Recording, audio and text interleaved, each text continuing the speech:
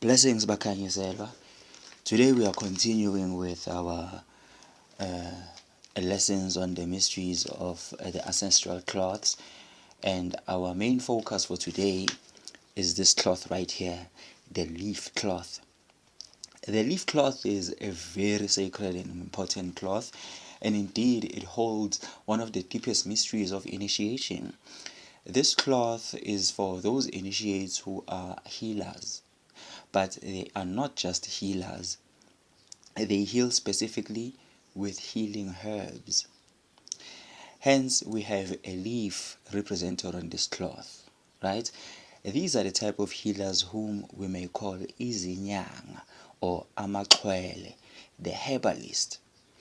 They are well versed with the knowledge of herbs and minerals. They are gifted with healing through herbs.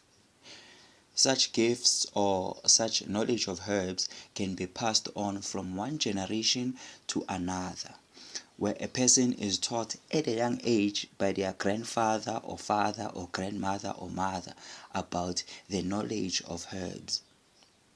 Sometimes these people do not undergo initiation, right? But they may heal people because they just have to apply what has been passed on to them directly by their elders. Other initiates of this cloth are custodians of a specific plant or a specific mixture of herbs, one which is a family secret that has been passed on from generation to generation. They may use this family secret recipe to help people, where they specialize only with a specific sickness. They may know nothing about herbs because they are just keepers of a secret family recipe. This is where the mysteries of Iskwama, the medicine bag, comes in. These initiates are the keepers of Iskwama. There is an initiation of Iskwama, the initiation of being a custodian of the family's medicine bag. So the initiates of this cloth are the inheritors of the medicine bag. The medicine bag comes in many forms. Right now, these days, the medicine bag is more metaphorical in that it is not really a literal bag. It is taken as a command to be initiated, right? Or more specifically, it would be more accurately to say it is a command to follow in the footpaths of your ancestors, right? That is the mystery of Iskwama. But in the not so olden times of the Southern Bantu, this bag would be a literal bag, complete with secret healing herbs and sometimes even with divination tools. But because I'm trying to stick to the principles of this cloth, I'll exclude the divination tools. There are two types of Isikwama. One has divination tools and the other has secret healing herbs. There's a lineage of Amandawe, the lion people, who belong to different tribes, right? They used to pass on divination tools from one generation to another. They had their own divination bones or stones, which they passed on as Iskwama. Then there are other family lineages that usually pass on secret healing herbs and secret potions from generation to generation.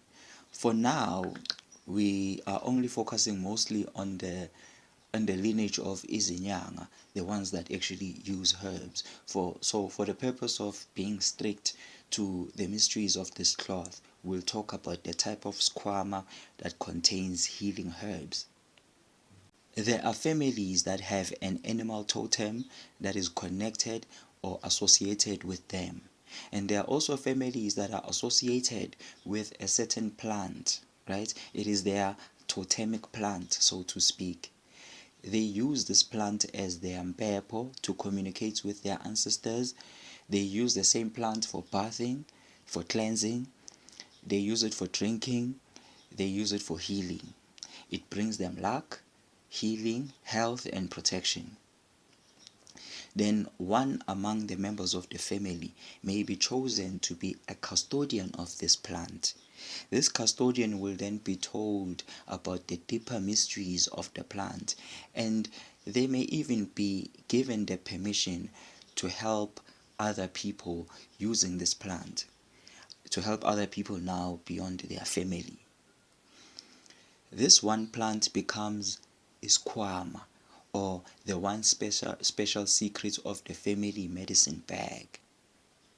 Other families have more than one totemic plant. They have special herbs that they use as a family.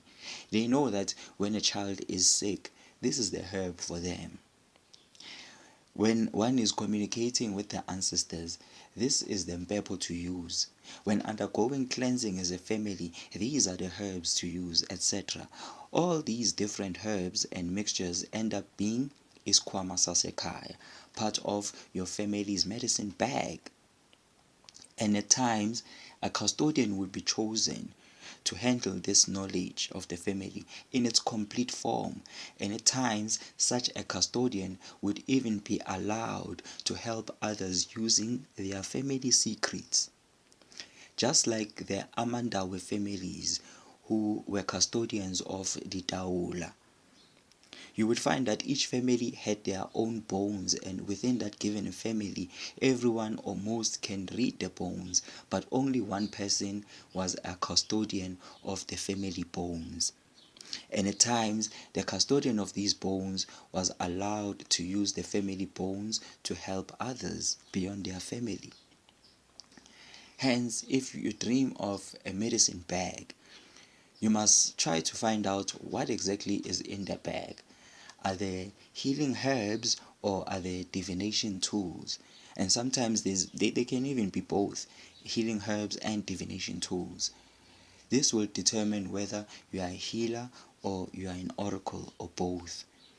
That is why you find that other initiates are working with a prophetic gift of Istunya, the messenger. They pray, they go to church, but they also use divination bones, because their family medicine bag gave them divination bones without the healing herbs. The initiates of this cloth are those whose dreaming is centered around healing. Usually, they dream of healing herbs. They dream of their ancestors teaching them about healing herbs. They dream of secret herbal concoctions or potions, right? In most cases, they are the descendants of ancestors who were well versed when it comes to herbs. Such initiates are also closely connected to nature. They are connected to the plant life. They must make friends with plants and they must talk to plants. They may even make spirit friends among plants. In fact, their initiation requires them to establish a connection with plants or the natural world in general. And since this connection may come naturally to them, they must learn to nourish this connection into a serious working relationship. This mystery of turning a connection into a relationship is just like turning a guide into a guide, or turning a natural instinct into divine intuition. And when they turn their natural connection to nature into a serious relationship, they become very enlightened as healers, and they can practically heal anything and everything in terms of sicknesses, because nature will always tell them what to do and how to do it. That is why part of their initiation as herbalist is Inyanga, is to learn to talk to plants. When you get muti from a traditional herbalist, they will always tell you to talk to the muti first before you can even use it. The Inyanga is taught to ask the plants and offer them something, right, before they pick them. They are taught to find their own specific plant that is specific to them, that is special to them, a plant that they will talk to and they will befriend. This is a way of connecting them back to nature. The Inyanga is the child of the great Mother Earth. They are her children. The initiates of this cloth must make sure that they establish a working, practical, strong relationship with the Great Mother Ma, because all nature spirits are under the custodianship of Ma. All plants, all animals are directly under her all guardianship. Healing spirits and ancestral healing spirits are under her guardianship. All secrets of herbs are known to her, and all unknown healing herbs are known to her. So the initiates of this cloth are actually initiated by her in one way or the other. And in the olden times, no healer was supposed to practice healing unless they have had an encounter with the Great Mother Ma, who will give the blessing and the permission to begin with your healing. And after that, you will work closely with her through plants, right? And you will, in a way, be healing her, because when you heal people, Mother Nature also gets healed. She feels everything that nature feels. Mother Nature is not a metaphor. I repeat, Mother Nature is not a metaphor. She is as real as you and I. She is as conscious, and in fact more conscious than you and I. She is aware of everything that is happening on her as a planet. She's very wise, right? She can teach, she can advise, and she loves us very, very much.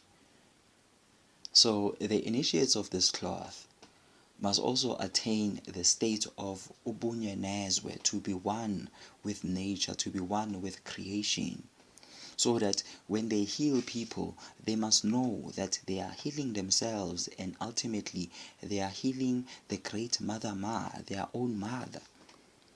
Part of their initiation of ubunyenezwe doesn't only include talking to plants until you realize your oneness with the plant, but it also includes meditating under a tree until you become one with that particular tree. And in this way, you will understand the plant world more intimately than an average person.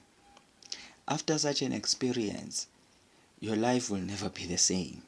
This is when you will begin to talk to plants, or rather, this is when plants will begin to talk back. Plants will begin to advise you and reveal their secrets to you. The initiates of this cloth are not just herbalists, but they are also alchemists, and they are scientists, because they extract minerals from plants and animals to create compounds for healing, which is exactly what scientists do to invent pills for medication. In the Western medical industry, we have scientists who develop the pills, and then there's also a doctor who will administer the pills. But in the traditional system, we have the herbalist playing the role of the scientist and the doctor at the same time. But obviously, the Nyangas are also different, because theirs is about healing and curing, and not just about treating and nursing a disease. The one goal that has been sort of an obsession for all herbalists since ancient times is to create an elixir. This was also the same obsession with all, for all alchemists, to create a concoction of minerals that can heal all sicknesses and diseases. Even now, we still have herbalists that are dedicated to this goal, right? To umalapha zonke, the all healing mixture, which commonly comes in a form of imbiza. If you look closely, you will notice that most herbalists are very, very proud when it comes to their imbiza, and they market them and they sell their secret mixtures to anybody they can. This behavior is an ancient echo that shows us that one of the main goals of the herbalist is to create an elixir, the all-healing type of mixture, right? So the initiates of this cloth are the traditional alchemists. And Pella, the ability to turn a poison into a remedy is the same ability, to turn base metals into pure metals, right? And obviously, there's an esoteric way of looking at all of this. Now, looking at the cloth, we see a pair of leaves. One is black and the other is white. This discloses some of the sacred teachings of the herbalist. There's a good herbalist and there's a bad herbalist. The bad herbalist is not bad because he is bad with herbs. He is bad because he gets very dark with herbs, right? And the mystery is that the very same herb that can be used for healing can actually be used for witchcraft. Hence, we have these two leaves printed in black and white to symbolize exactly this. This is part of the reason why healers were loved and celebrated, and yet they were feared and ridiculed with an equal amount, even to this day. They can heal you and they can cause harm. There are some who solely cause harm, right? Then there are those who do both, like that elder who was committed. He did this because he grew up being abused by adults as a child. So he was very compassionate towards children and very good at healing them. At the same time, he had a very passionate hatred for adults and was very good at bewitching them. So at the end of the day, he would bewitch the very same adults that he treated as children. As I've explained on one of my videos, that ubunyanga is connected, very much connected to ubugedla, but ubugedla is a much darker gift, right? This is why when you have this cloth, you must attain the state of oneness with creation. In this way, your gift will be projected towards the lighter side of things, because you will know that bewitching the other is like bewitching yourself, and it is like bewitching your mother, the great Mother Earth. The alchemist, just like the herbalist, works with poisons, but he knows how to use these poisons for good and for healing purposes, just like a doctor. A doctor knows what chemicals are good for the body and what chemicals are bad for the body. And so the two leaves that we see printed on this cloth represent exactly that for healers, that there are good herbs and there are bad herbs, poisons and medicines. The two leaves represent the fact that every plant has a shadow, a good side and a bad side. Lastly, the two leaves also represent that one can actually use a poison to heal, or to use the shadowy aspect of a plant to bring light or healing. The initiates of this cloth also have their own special ways of divination. They have their own way of reaching the higher levels. They have their own ways of ascension. Their mysteries are very, very expansive. There are herbs that can actually make you see. They call them psychoactives or psychedelics. These are power plants that are used by these initiates in order to get to the same level as a gifted seer or a gifted dancer or a gifted dreamer, where now they can explore in the multi-dimensions through these powerful concoctions. There are also divining herbs that can be used for divination, just like a seer uses a rooster, where you literally ask a plant a question and it answers you back. Not because you can talk to plants, right? But because the plant itself is a seer and this is its natural feature. Anyone can ask it anything and it will answer back through movements that can be interpreted as noddings. The initiates of this cloth are gifted with such mysteries. They are also connected to the animal world because some of their minerals are taken from animals, and much of their knowledge was also collected by observing animals, what they eat and what food do they avoid. From many years of undisturbed observation, a whole expansive body of knowledge of herbalism was developed this way. This very same knowledge still exists among many indigenous tribes of the world, and it continues to grow. So the initiates of this cloth have inherited a very expansive knowledge from herbalists everywhere. Indeed, they are the true custodians of this herbal knowledge. They are the inheritors of humanity's medicine bag. And before I forget, these initiates are also connected to the moon, obviously because of their name, Inyanga, which in this case means moon person. So they must align themselves with the moon and observe how the moon affects their healing practices. Another interesting thing would be for them to find out how the moon phases affects plants or the plants that they use.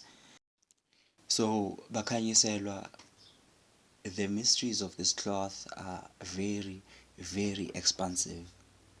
This cloth has its own gifts, it has its own mysteries, it has its own burdens, and it has its own initiation.